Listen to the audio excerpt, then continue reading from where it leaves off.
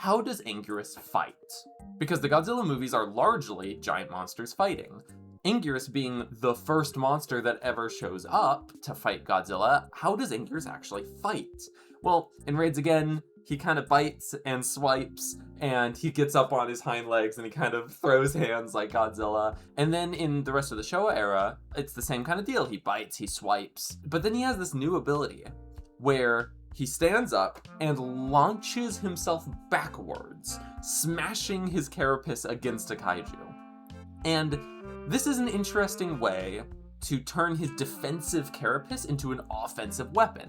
And then next we have Anguirus from Final Wars. His design is a little bit more shorter, and that's because he has a new ability where he rolls up into a ball and he rolls into kaiju, turning his defensive carapace into an offensive weapon by turning himself into a ball to run into kaiju. That's a really creative idea. I actually really dig that. That's a very fun innovation for this character. And it makes him fight in unique ways. In Final Wars, Godzilla and King Caesar literally like play volleyball with Anguirus. It's really fun.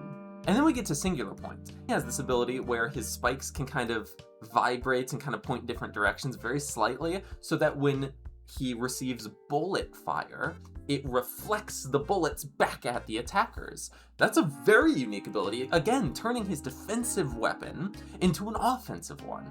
But unfortunately, in this depiction of the character, he loses the ball ability from Final Wars.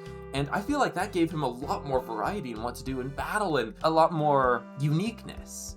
But it's okay to lose it, especially with Singular Point, where many of the kaiju are depicted a lot more dinosaur-like, a lot more grounded. It's just like slightly more boring to me personally, but like, you know, it fits the film or the show fine. I don't have any problems with it. The way that he battles is unfortunate because he can't really battle in a lot of really good ways, so they kind of have to invent ways for him to battle. So for a giant monster kaiju battling franchise, having a kaiju where you kind of have to figure out how the he's even gonna fight every time he's in a piece of media, it's clunky. It's unfortunate.